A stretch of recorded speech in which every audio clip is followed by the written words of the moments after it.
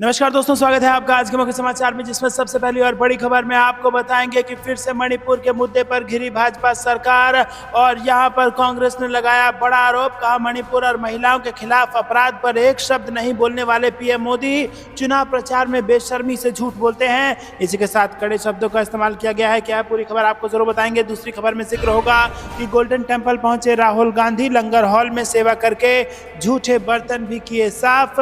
तीसरी खबर में आपको बताएंगे कि मध्य प्रदेश में चुनाव से पहले बीजेपी में द्वंद्व की स्थिति। सीएम शिवराज ने दुखी मन से कहा, मैंने सरकार नहीं चलाई। चौथी खबर में आपको बताएंगे कि यूपी के लोगों ने तय कर लिया है कि आने वाले चुनावों में भाजपा को हराएंगे। अखिलेश यादव ने दिया बड़ा बयान। और इसी के साथ दोस्तों पांचवी खबर में जिक्र होगा कि आदिवासी बहुल चुराचांदपुर जिले में पूर्ण बंद का ऐलान। सरकार को दिया 48 घंटे का समय। पूरा मामला आपको बताएंगे दोस्तों। इसी के साथ 25 बड़ी खबरें आपके लिए लेकर आए हैं। लेकिन उससे पहले अगर आपको भी ऐसा लगता है कि 2024 में बनने जा रही है इंडिया गठबंधन की सरकार, तो वीडियो को कीजिए लाइक और चैनल को सब्सक्राइब करके बेल आइकन दबाइए और कमेंट में लिखिए जय हिंद। रुक करते हैं सबसे पहले और बड़ी खबर की तरफ। मणिपुर और महिलाओं के खिलाफ अपराध पर एक शब्द नहीं बोलने वाले पीएम मोदी चुनाव प्रचार में बेशर्मी से झूठ बोलते हैं। जी हां दोस्तों, आपको बता दें कि कांग्रेस नेता जयराम रमेश ने सोमवार को प्रधानमंत्री मोदी की उस टिप्पणी पर पलटवार किया है कि महिला के खिलाफ अपराध के सबसे ज्यादा मामले राजस्थान में हैं, और कहा कि उन्होंने मणिपुर और महिलाओं के खिलाफ अपराध की अन्य घटनाओं पर एक भी शब्द नहीं बोला। लेकिन जब चुनाव प्रचार की बात आती है तो वो वही कहेंगे जो सबसे अच्छा करते हैं, यानी कि बेशर्मी से झूठ बोलना। उन्होंने कहा कि कांग्रेस कभी भी महिलाओं के खिलाफ हिंसा को नजरअंदाज नहीं करेगी। उन्होंने कहा कि कांग्रेस कभी भी महिलाओं के खिलाफ हिंसा को नजरअंदाज नहीं करेगी और राजस्थान सरकार सभी मामलों में अत्यंत तत्परता और गंभीरता के साथ न्याय करेगी, जबकि बीजेपी सरकारें इसके विपरीत कभी भी जिम्मेदारी या जवाबदेही स्वीकार नहीं करती है। वहीं दोस्तों पार्टी के महासचिव संचार प्रभारी रमेश ने एक्स पर एक पोस्ट में कहा कि प्रधानमंत्री मणिपुर के बारे में एक शब्द भी नहीं बोलेंगे, वो उज्जैन का जिक्र नहीं करेंगे, वो महिला पहलवानों पर अत्याचार के लिए अपनी पार्टी के सांसद के खिलाफ कार्रवाई नहीं करेंगे और न ही हमारे राष्ट्रीय चैंपियनों के साथ दिल्ली पुलिस के क्रूर व्यवहार की निंदा करेंगे। लेकिन जब चुनाव प्रचार की बात आती है तो वो वही करेंगे जो वो सबसे अच्छा करते हैं, यानी कि बेशर्मी से झूठ बोलना। तो दोस्तों आपको क्या कुछ लगता है कमेंट में जरूर बताइए। रुक करते हैं अगली ब्रेकिंग न्यूज की तरफ। गोल्डन टेम्पल पहुंचे राहुल गांधी, लंगर हॉल में सेवा करके झूठे बर्तन भी किए साफ। जी हां दोस्तों, कांग्रेस नेता राहुल गांधी गोल्डन टेम्पल में नतमस्तक हुए। निजी दौरे पर यहां आए राहुल गांधी ने सिर पर पगड़ी की जगह नीले रंग का पटका बांधा हुआ था। और वहीं राहुल गांधी का ये दौरा निजी है और इसमें किसी नेता को शामिल होने से मना कर दिया गया था। राहुल गांधी ने लंगर हॉल में झूठे बर्तन धोने की सेवा भी की। वहीं अकाली दल के नेता व पूर्व केंद्रीय मंत्री हरसिमरत कौर बादल श्री हरमिंदर साहिब माथा टेकने पहुंची। यहां पत्रकारों से बातचीत करते हुए उन्होंने कहा कि दुनिया भर से लोग यहां पर माथा टेकने आते हैं और यहां पर खुशियां प्राप्त करते हैं। रुक करते हैं अगली ब्रेकिंग न्यूज की तरफ। चुनाव से पहले बीजेपी में द्वंद्व की स्थिति। सीएम शिवराज ने दुखी मन से कहा कि मैंने सरकार नहीं चलाई। जी हां दोस्तों, आपको बता दें कि भारतीय जनता पार्टी में सब कुछ ठीक नहीं चल रहा है। केंद्रीय नेतृत्व में विधानसभा चुनाव की कमान पूरी तरह से अपने हाथों में ले रखी है और इसका उदाहरण भी केंद्रीय बीजेपी द्वारा जारी की जा रही विधानसभा प्रत्याशियों की सूची में साफ तौर पर देखा जा रहा है। अब तक बीजेपी ने 3 केंद्रीय मंत्रियों सहित 4 सांसदों को विधानसभा का टिकट दिया है। अगले चुनाव में सीएम शिवराज सिंह चौहान के चेहरे पर लड़ा जाएगा या नहीं, ये भी अभी स्पष्ट नहीं है। दिल्ली से जारी इस उठापटक का दर्द रविवार को सीएम शिवराज सिंह चौहान की जुबान पर भी आ गया। सीएम शिवराज ने कहा कि मेरी बहना ऐसा भैया मिलेगा नहीं, मैं चला जाऊंगा तब याद आऊंगा तुम्हें। ये बात बुधनी विधानसभा के लड़कुई में कार्यक्रम में शामिल होने आए सीएम शिवराज सिंह चौहान ने लाडली बहनों को संबोधित करते हुए कही। शिवराज सिंह चौहान ने कहा कि बहनों, मैंने सरकार नहीं परिवार चलाया है। तो दोस्तों क्या वाकई में भाजपा का केंद्रीय नेतृत्व शिवराज सिंह चौहान के चेहरे पर मध्य प्रदेश का चुनाव नहीं लड़ना चाहता? और क्या ऐसे में शिवराज सिंह चौहान के कार्यकर्ता पूरे दिलो जान के साथ मध्य प्रदेश चुनाव में भाजपा का साथ नहीं दे पाएंगे? आपको क्या कुछ लगता है कमेंट में जरूर बताइए। वीडियो अभी तक लाइक नहीं किया तो लाइक जरूर कीजिएगा। रुक करते हैं ब्रेकिंग न्यूज की तरफ। यूपी के लोगों ने तय कर लिया है कि आने वाले चुनाव में भाजपा को हराएंगे।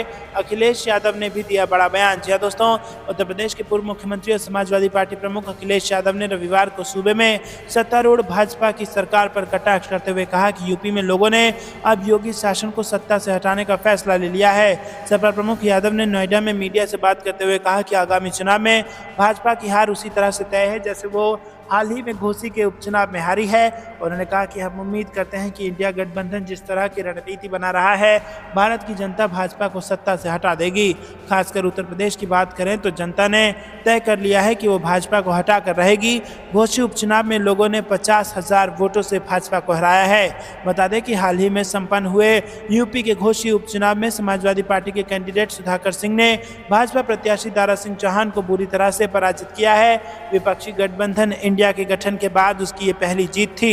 घोसी का उपचुनाव विपक्षी गुट की एकता के लिए एक अग्नि परीक्षा थी, क्योंकि उनमें विपक्षी दल की ओर से भाजपा के खिलाफ किसी ने भी उम्मीदवार नहीं उतारा था और सभी दलों ने भाजपा के खिलाफ समाजवादी पार्टी के उम्मीदवार के समर्थन का फैसला लिया था। रुक करते हैं अगली ब्रेकिंग न्यूज की तरफ। आदिवासी बहुल चुराचांदपुर जिले में मणिपुर में पूर्ण बंद का ऐलान, सरकार को दिया 48 घंटे का समय। क्या है पूरा मामला, आपको बता दें दोस्तों कि यहाँ पर मणिपुर के आदिवासी बहुल जिले में सोमवार को पूरा शटडाउन देखने को मिला और इस बंद से सामान्य जनजीवन पूरी तरह से प्रभावित हो गया है। बता दें कि 2 नाबालिगों समेत 7 लोगों की गिरफ्तारी के विरोध में कुकी संगठनों ने बंद का आह्वान किया था और इस साल जुलाई में 2 मणिपुरी युवकों के अपहरण और हत्या के मामले में एनआईए और सीबीआई ने इन लोगों की गिरफ्तारी की है। हाल के दिनों में सोशल मीडिया पर दोनों युवाओं की तस्वीरें प्रसारित होने के कारण इम्फाल घाटी में प्रदर्शन बढ़ गए थे, जिसके बाद मामला सीबीआई को सौंप दिया गया। रुक करते हैं अगली ब्रेकिंग न्यूज की तरफ। एक जमाने की बात है जब उसूलों की राजनीति होती थी। आज का नारा है देश का नेता कैसा हो, जिसके पास सबसे ज्यादा पैसा हो। वरुण गांधी ने कसा तंज। जी दोस्तों, पीलीभीत के लोकसभा सीट से भाजपा सांसद वरुण गांधी ने रोजगार के मुद्दे पर एक बार फिर नरेंद्र मोदी सरकार पर हमला बोला है। उन्होंने कहा कि देश में 1 करोड़ सरकारी पद खाली हैं, घर घर में बेरोजगार हैं, तो नौकरियां क्यों नहीं दे रहे, ताकि पैसा बचाकर चुनाव में रेवड़ियां फेंकी जाए, आटा चावल मुफ्त में दे दिया जाए। 2 दिवसीय दौरे पर पीलीभीत पहुंचे सांसद वरुण गांधी ने सोमवार को बिलसंडा के कई गांव में जन संवाद कार्यक्रम को संबोधित किया। दोस्तों, भाजपा सांसद ने कहा कि युवा बेरोजगार घूम रहा है। पहले इतनी परीक्षाएं होती थी, लेकिन अब जो परीक्षा में बैठता है तो 3 साल बाद उसका रिजल्ट आता है। आधे पेपर तो कैंसिल ही हो जाते हैं। और पहले इतनी नौकरियां होती थी, लेकिन अब सब सिकुड़ गई है, क्योंकि सब प्राइवेट को बेच दिया है। प्राइवेट वाले दिल्ली मुंबई के लड़के को रखेंगे या बीसलपुर के लड़के को। संजय गांधी अस्पताल का मामले पर भी वरुण गांधी ने डिप्टी सीएम को पत्र लिखा और निलंबन के फैसले पर पुनर्विचार करने की अपील की। दोस्तों, रुक करते हैं अगली ब्रेकिंग न्यूज की तरफ। पीएम मोदी पहले मुसलमानों को और अब सिखों को कर रहे हैं बदनाम, रंधावा ने लगा दिया आरोप। जी दोस्तों, आपको बता दें कि कांग्रेस नेता सुखजिंदर सिंह रंधावा ने मोदी सरकार पर खालिस्तान के बहाने सिखों को बदनाम करने की साजिश रचने का आरोप लगाया है। रंधावा ने मीडिया से बातचीत में कहा कि खालिस्तान सिखों की मांग नहीं है, 0 से भी कम लोग हैं जो इस तरह की मांग करते हैं, लेकिन पूरी कौम को इसके लिए बदनाम किया जा रहा है। रंधावा ने कहा कि पीएम नरेंद्र मोदी ने पहले मुसलमानों को बदनाम किया और अब सिखों को बदनाम कर रहे हैं, ऐसे में अल्पसंख्यक कहां जाएंगे।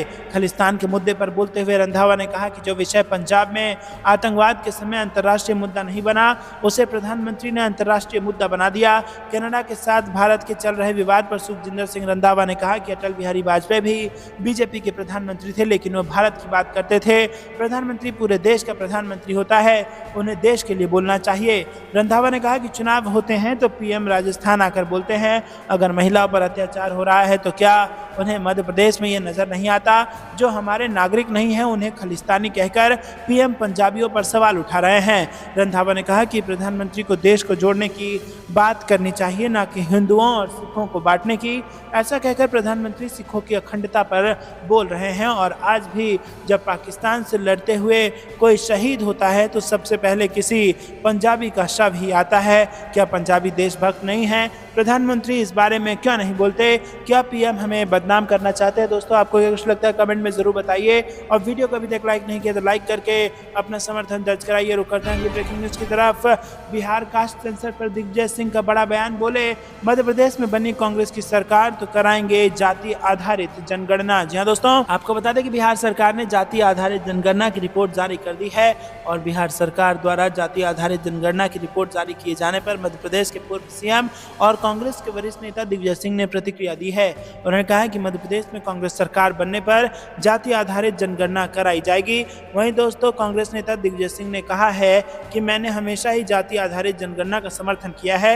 अगर मध्य प्रदेश में कांग्रेस की सरकार बनेगी तो यहाँ हम जाति आधारित जनगणना कराएंगे। बता दें कि बिहार सरकार ने जाति आधारित जनगणना की रिपोर्ट जारी कर दी है। दोस्तों, रुक करते हैं अगली ब्रेकिंग न्यूज की तरफ। बिहार कास्ट सेंसस पर राहुल गांधी का बड़ा बयान, बोले जितनी जिसकी आबादी उसका उतना हक, ये हमारा प्रण है। जी हाँ दोस्तों, बिहार सरकार ने 2 अक्टूबर को जातीय जनगणना के आंकड़े जारी कर दिए और इन आंकड़ों के सामने आने के बाद कांग्रेस नेता और सांसद राहुल गांधी ने प्रतिक्रिया दी है।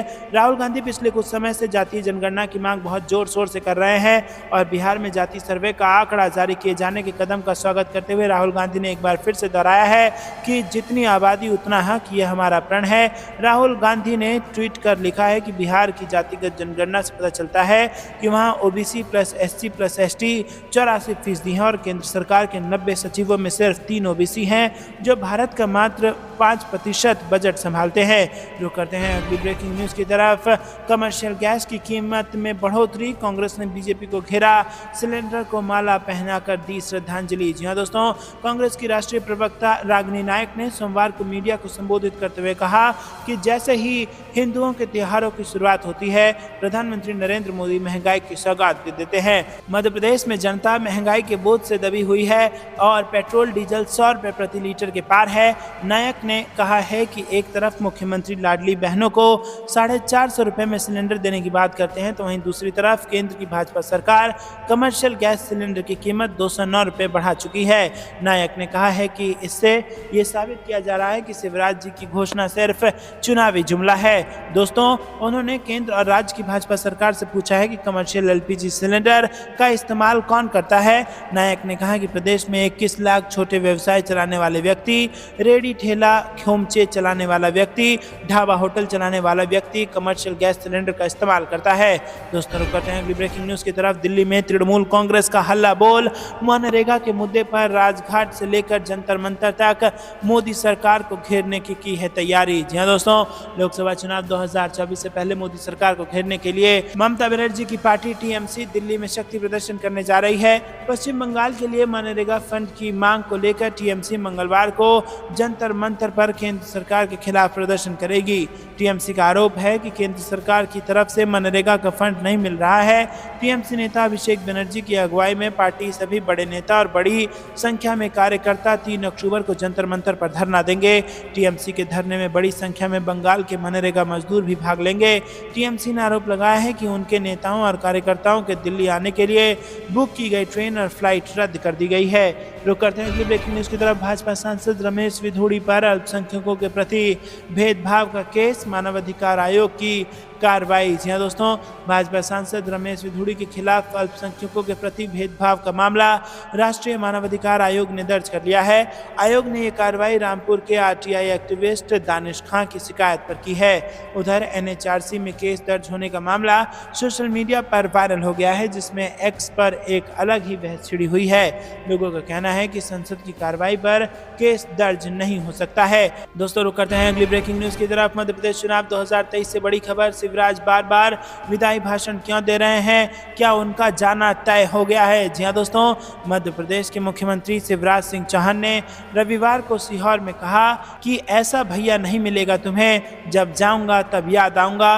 2 दिन पहले बोले थे कि मैं वजन बढ़ाने के लिए मुख्यमंत्री नहीं बना हूं, जनता का जीवन बदलने के लिए मुख्यमंत्री बना हूं।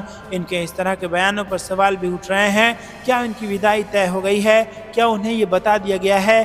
क्या उन्होंने भी जाने का मन बना लिया है? इन सवालों का जवाब फिलहाल किसी के पास नहीं है। इतना तय है कि भाजपा उम्मीदवारों की दूसरी लिस्ट आने के बाद से ही हालत बदल गए हैं। भाजपा ने 3 केंद्रीय मंत्रियों नरेंद्र सिंह तोमर, प्रहलाद पटेल और फग्गन सिंह कुलस्ते समेत 7 सांसदों को टिकट दिया है। रुक करते हैं अगली ब्रेकिंग न्यूज की तरफ। राबड़ी आवास पहुंचे नीतीश, आरजेडी प्रमुख लालू प्रसाद यादव और तेजस्वी यादव से मिले, कयासों का दौर हो चुका है शुरू। जी हाँ दोस्तों, बिहार के मुख्यमंत्री नीतीश कुमार ने गांधी मैदान में राष्ट्रपिता महात्मा गांधी को श्रद्धांजलि अर्पित करने के बाद सीधे राबड़ी आवास पहुंच गए और नीतीश कुमार के साथ उप मुख्यमंत्री तेजस्वी यादव भी मौजूद थे। उन्होंने आरजेडी प्रमुख लालू प्रसाद यादव से मुलाकात की, जिसके बाद अब कयासों का दौर शुरू हो गया है। जानकारी के मुताबिक नीतीश कुमार और लालू यादव के बीच कई सियासी मुद्दों को लेकर चर्चा हुई है और इससे 2 दिन पहले लालू यादव नीतीश से मिलने एक अड़े मार्ग पहुंचे थे। चर्चा है कि नीतीश लालू से मुलाकात के बाद केंद्र की सियासत की ओर रुख करेंगे। दोस्तों, इसके लिए वो पहले लालू से मिलकर उनकी सहमति के बाद कदम उठाने वाले हैं। रुक करते हैं ब्रेकिंग न्यूज की तरफ। मेरे लिए चुप रहना संभव नहीं, किसानों के मुद्दे पर बीजेपी सांसद वरुण गांधी ने फिर दिखाए तीखे तेवर। जी हां दोस्तों, पीलीभीत से बीजेपी सांसद वरुण गांधी ने राष्ट्रीय सिख सम्मेलन के मंच पर जबरदस्त हमला बीजेपी पर बोल दिया और इसी के साथ अपनी ही सरकार पर कई सवाल उठाए और शक्ति प्रदर्शन किया और कहा कि सिख सबसे बहादुर कौम है जो कट्टर राष्ट्रभक्त है और ये मेरे लिए अभिमान की बात है कि मेरी रगों में सिखों का खून है। वरुण गांधी ने कहा कि मेरे पूर्वजों ने मुझे सिखाया है कि जब पंडित नेहरू पहली बार प्रधानमंत्री बने तो माओ लिंकन लोकसभा के अध्यक्ष थे और उस समय शिरोमणि अकाली दल के अध्यक्ष हुकुम सिंह जी थे। हुकुम सिंह जी ने लोकसभा में पंडित नेहरू को यहाँ तक कह दिया था कि वो सही आदमी नहीं है, लेकिन नेहरू जी सुनते रहे और 6 महीने बाद सरदार हुकुम सिंह को लोकसभा अध्यक्ष बनाया गया तो उन्होंने कहा कि हम तो नेहरू की तो बुराई करते हैं, तो वो हमें कैसे लोकसभा अध्यक्ष बना सकते हैं। रुक करते हैं अगली ब्रेकिंग न्यूज़ की तरफ। पुरानी पेंशन बहाली इंडिया के लिए गेम चेंजर साबित होगी ये योजना, लाखों कर्मचारियों के लिए बन रही है रणनीति। जी हाँ दोस्तों, आपको बता दें कि जिस तरीके से 1 अक्टूबर को पुरानी पेंशन बहाली के लिए देश के अलग अलग राज्यों में आए कर्मचारियों ने दिल्ली में शक्ति प्रदर्शन किया, वो इंडिया गठबंधन के लिए बड़ा गेम चेंजर साबित हो सकती है। हालांकि इस शक्ति प्रदर्शन में इंडिया गठबंधन का सीधे तौर पर तो कोई सरोकार नहीं था, लेकिन रविवार को जुटी भीड़ में जिस तरह गठबंधन के नेताओं ने पुरानी पेंशन बहाली का समर्थन किया, उससे इस बात का अंदाजा लगाया जा रहा है कि आने वाले लोकसभा चुनावों और विधानसभा चुनावों में एक बार फिर से पुरानी पेंशन बहाली बहुत बड़ा मुद्दा बनने वाली है।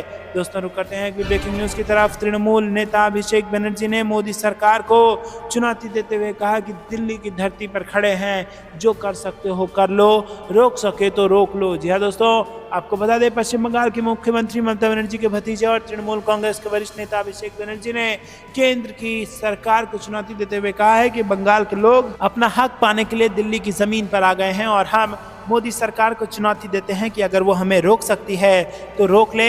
समाचार वेबसाइट के अनुसार तृणमूल कांग्रेस केंद्र द्वारा बंगाल सरकार को मनरेगा और आवास योजना चलाने के लिए धन देने से इनकार करने पर विरोध स्वरूप रविवार को दिल्ली में मोदी सरकार के खिलाफ धरना देने जा रही है। रुक करते हैं अगली ब्रेकिंग न्यूज की तरफ। 4 अक्टूबर को खड़गे, 6 अक्टूबर को प्रियंका का दौरा, रायगढ़ में भरोसे का सम्मेलन में शामिल होंगे कांग्रेस के राष्ट्रीय अध्यक्ष प्रियंका गांधी आएंगी कांकेर। जी हाँ दोस्तों, 4 अक्टूबर को कांग्रेस के राष्ट्रीय अध्यक्ष मल्लिकार्जुन खड़गे छत्तीसगढ़ दौरे पर रहेंगे और वहीं प्रियंका गांधी 6 अक्टूबर को प्रदेश दौरे पर आ रही हैं। कांग्रेस के राष्ट्रीय अध्यक्ष खड़गे रायगढ़ में होने वाले भरोसे के सम्मेलन में शामिल होंगे और वहीं प्रियंका गांधी कांकेर में होने वाली पंचायती राज एवं नगरीय निकाय सम्मेलन में शामिल होंगी। रुक करते हैं अगली ब्रेकिंग न्यूज़ की तरफ। हमारे दबाव में आकर केंद्र सरकार ने कम किए गैस सिलेंडर के दाम, झुंझुनू की सभा से सीएम गहलोत का पीएम मोदी पर निशाना। जी हाँ दोस्तों, मुख्यमंत्री अशोक गहलोत इन दिनों लगातार अलग अलग जिलों के दौरे पर है। विकास कार्यों के लोकार्पण और शिलान्यास के साथ वो सभाओं को संबोधित करते हुए राज्य सरकार की उपलब्धियों को गिना रहे हैं, साथ ही केंद्र सरकार को लगातार आड़े हाथों लेकर सियासी हमले कर रहे हैं। शनिवार 30 सितंबर को सीएम गहलोत झुंझुनू और बीकानेर जिले के दौरे पर रहे। झुंझुनू के बिसाऊ में उन्होंने सभा को संबोधित किया और इस दौरान उन्होंने कहा कि झुंझुनू शिक्षा के क्षेत्र में सिरमौर है और राज्य सरकार भी शिक्षा, स्वास्थ्य जैसे तमाम क्षेत्रों में आगे बढ़कर काम कर रही है। दोस्तों, रुक करते हैं अगली ब्रेकिंग न्यूज़ की तरफ। लालू यादव ने कहा जिसकी जितनी संख्या उसकी उतनी हिस्सेदारी। नीतीश बोले सभी वर्गों का होगा विकास। जी दोस्तों, बिहार से बड़ी खबर आ रही है। बिहार सरकार के जाति आधारित गणना के आंकड़ों को सार्वजनिक कर दिया गया है और किस जाति और धर्म के लोग कितने आबादी के हैं इसका भी आंकड़ा जारी कर दिया गया है। गांधी जयंती के मौके पर जाति आधारित आंकड़े जारी करने के बाद मुख्यमंत्री नीतीश कुमार ने प्रतिक्रिया दी है। उन्होंने सोशल मीडिया पर लिखा है कि बिहार में कराई गई जाति आधारित गणना के आंकड़े प्रकाशित कर दिए गए हैं। जाति आधारित गणना के कार्य में लगी हुई पूरी टीम को बहुत बहुत बधाई। रुक करते हैं ब्रेकिंग न्यूज की तरफ। कर्नाटक की कांग्रेस सरकार बुजुर्गों को देगी हर महीने 2000 रुपए पेंशन, सीएम सिद्धारमैया ने किया ये बड़ा ऐलान। जी दोस्तों, कर्नाटक के सीएम सिद्धारमैया ने सोमवार 2 अक्टूबर को कहा कि उनकी सरकार अगले बजट में वरिष्ठ नागरिकों की पेंशन में बढ़ोतरी के लिए विचार करेगी। उन्होंने कहा कि बुजुर्गों को 2000 रुपए की पेंशन देने के लिए कैबिनेट मंत्री लक्ष्मी हेब्बालकर के प्रस्ताव पर विचार किया जाएगा। और उन्होंने ये बात विभिन्न क्षेत्रों में पुरस्कार प्राप्त करने वाले वरिष्ठ जनों को सम्मानित करते हुए कही। बता दें कि कर्नाटक में फिलहाल बुजुर्गों को प्रति माह 1000 रुपए की पेंशन मिल रही है। तो दोस्तों, ये थी दिन भर की सारी जरूरी और बड़ी खबरें। अंत तक बने रहने के लिए बहुत बहुत धन्यवाद। जाने से पहले वीडियो को कीजिए लाइक और चैनल को सब्सक्राइब करके बेल आइकन दबाइए और कमेंट में लिखिए जय हिंद। अभी के लिए इतना ही। जय हिंद, जय भारत।